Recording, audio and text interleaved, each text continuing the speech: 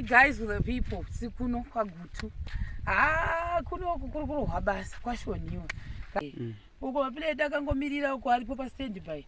So kuno pamukona akatopfeka record ndivashow. Atauya navo kuno ndikati vashow. Ndakutombo kubai. Uyai muti basire bosi uda kuti unyanzvi wenyu ungoita sei uchisvika pano pamusha. Saka vashow utauya navo. Handiti but kuno kwamburi kuona kuno because nenyaya yemvura tachimanyirana nenyaya yemvura vanhu vamwe vada kutenda client yedu nekuhwisa kwose kati mvura ikangonaya it means kuti basa redu richagumira pazhira. Saka so far so good muri kuona mamwe mabricks aya iri pasend rakadhiripha rekufamba pachifamba nesu aya maripasend akazotoisira izvezvi nekuda kweslab so kwese kumabricks amuri kuona mabricks esaya amid after slab ipaike chase ichivakwa mabricks esaya mabricks aya muri kuona vanhu vamwari mabricks ande mabricks nawo uya kuno kuseri kwese uko mabricks ega then apa zvakamirira kuti soon after slab mamwe ari kumhiri kweroad pane mumwe kambani yatatambotora ndobva yati isu takonwa kupinda pachirikova chenyu kuri kusvedza ndobva vasiya mabricks ikoko kumhiri uko asati akwana kuuya mabricks aya pane about 3 more loads dzasara kuti dzinge tose dzichisvika pano hopefully zvinofamba zvakanaka then simbi dzamuri kuona idzi dzose nekokokoko aya masimbi aya mameshi waya aya achaisa paslab ese aya mukuona masimbi aya mamwe aya ese akasvika uko aya ese aya svika uko mazimeshi waya ese aya ari kupinda paslab then imwe ndendibazendiraita saa iri hande mapila edu aya zvakatinesana navamakanga choti vamakanga mapila angu akaenda direct anovhunika ndichiramba ndanditi ndomaisa pamusoro pesemende vamakanga vanambondiudza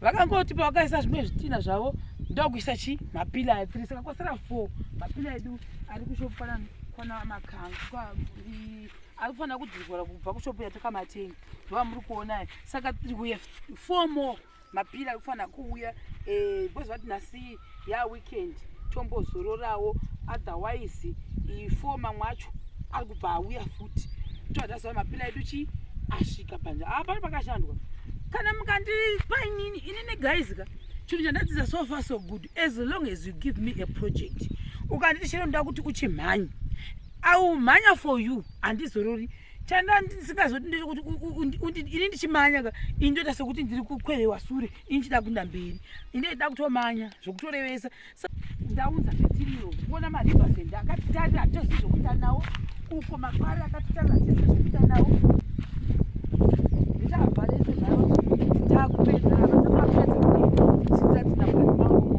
then after that pane parichashanda muchapaona zvakare tori unganidzi vamwe mabricks yamuri kuona ati ari kushanda kuchiita vakashandwa pano vakashandwa wozoona kwesoko saka pamabhiridha atogedha kudhara kuti anga achizotanga kuzodira but asati apedza kuti achira sei achinyatso kulevula ground ravaaa zvakanaka vanorevula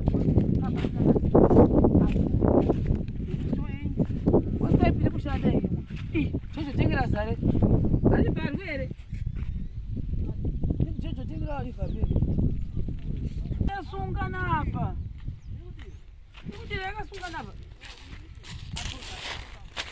panapa ndakutsika apa ibheki vatogadzira kudira slab muona riversend nemakwari edu zvagadzirwa kudira slab yese endei makwari yese aya so ava pakashandwa kwete mbijana so inda kusaidi kufutuko so we are saying isusu guys kuno kwagutu kana ndatodai even me I can sleep peacefully saka apa kwamana vambodzingwa nemvura vanga vachimbotsinjira vadzingwa nemvura vazvo vakati aindokondinya then vanovasiya vapegera zvimwe zvokuti vasazokonfusika voita zvavanoita vachipedza vamwe vanotanga kuti sei kudira slab ndo zviripo izvezvo saka pakashandwa pano guys pakaipa zvidhina hapana zvidhina pa zvimwe zviri kuuya futi zvimwe zviri kuuya saka for the meantime tambonzi timboona kuti zvosvika papi but tada kutageta kuti tisvike pawall plate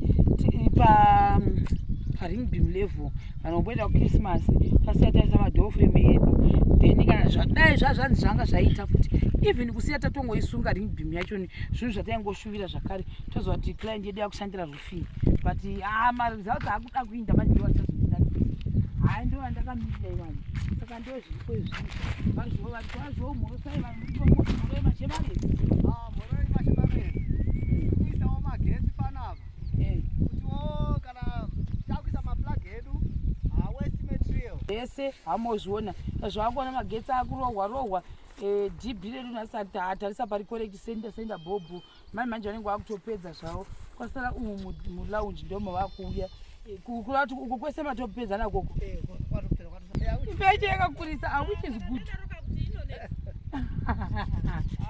which is good actually because munoona manje chipande zvandaireva zviya zveuko saka apa pamazviona kazvabuda kwasara vakomana vada kuzvinyatsokura marama vachilevhula zvakanaka vazvo munhu uri bhisi ari munhu ari bhisi ndakavaudza kubva last week ndikati please vazvo musandikangamo musi wesaturday ndokumronda name of Jesus kila ndakataudza kuti ndikuya navazvo please nandizvokupuwa mumwe munhu ndevazvo saka zuro pandakavafonera ndichiti saturday zveiyeya vanenge angwane mame appointment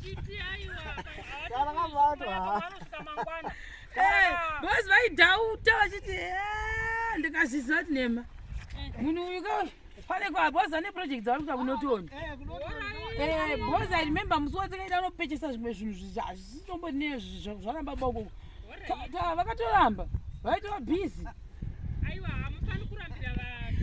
vane vari bhizi vane vari bhizi zvakaitika iyeyeka tatatoa nenguva tikunyanga achingoti akatotimirira ndongazvezasi kumbonata mwedzi chaiwo mwedzi because I remember kunotoni kwako vakambokuenda futi takatotenga zvinhu izvo zvavo tiri pafoni taifamba nefoni mutauni takadaiwo so toti ndizvo here hazvisizvo here unzi hasizvo tobva vanhu vamwe takajusa saka apa ndakabva ndaziva kuti nema ava vabatwa konzi nenyaya yechristmas vanhu vazhinji vanenge vaita sei vachigadzirira christmas ndikati handimbotodizvo kunzi mondipa mumwe munhu ozva zvakafanira kuti vapenzera votumira kuti handakupa ini handidi ngavange varipo vapenzera vachiudza vakomana vavo kuti apa hambozvioni saka bwa ndinongozva ndongorevha vapenzera ndorevha vani vazvou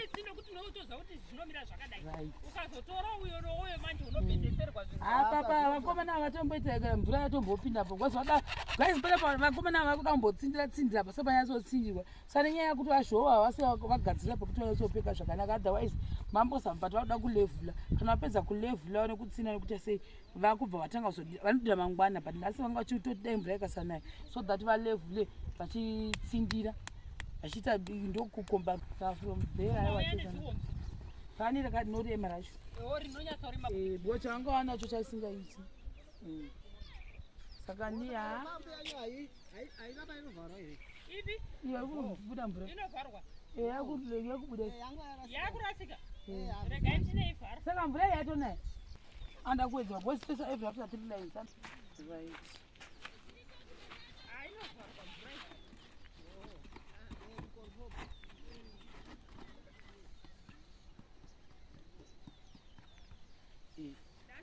kushandisa zvese izvizvi zvoda kudigwa zvese zvamukuona apapa kunotodisotidai todira ko zvino hazvimboyanyi kuita then apo ndo pane chii pane mabrick force but mabrick force edu chandozana nchokuti mashoma DPC right. I think ndizvozvo guys for the people ndizvozvo we are here. We are quarter to almost done. I'm happy. I'm very excited. Congratulations client kana wadai. Para kuti musazopinzwa matombo. Tikatozisa wiring yedu yepasi. Zvive zvabuda zvakanaka. Alright. Nekuti inozoblock. Oh, inoblocka. Saka blocka mema kuti sei? Unewa uruzochera pa. Panyuwa kana kutochera madziro chaiwo. Saka ini yangu yakachekwa nereza nezvana zvikona zvemomenteresa. Ndikasiya nambo ipeta emukisheni. Kunyaya ku inogona inogadzirika. Emukisheni pasenta. Vana vanocheka hayo. Vana ndo zvino yawo. Hai design yembe yakandinakira. Ndati matombo vana avasi vanhu vakuru. Anotamba achiona kuti icho tutu. Achiti achikati matombo chido. Kana kuti ona kana kufuridza. Kana kuti kaauta chindogona. Achifuridza mukati nzwa kuti munori ndinokuvara here kana kuti handikuvari. Kana akaona kuti hapakuvarikika anoramba achitambira. Anombotesta. Anotesta kuti hapakuwadzere. Kana azoona kuti hapakuwadzi wototambirapo.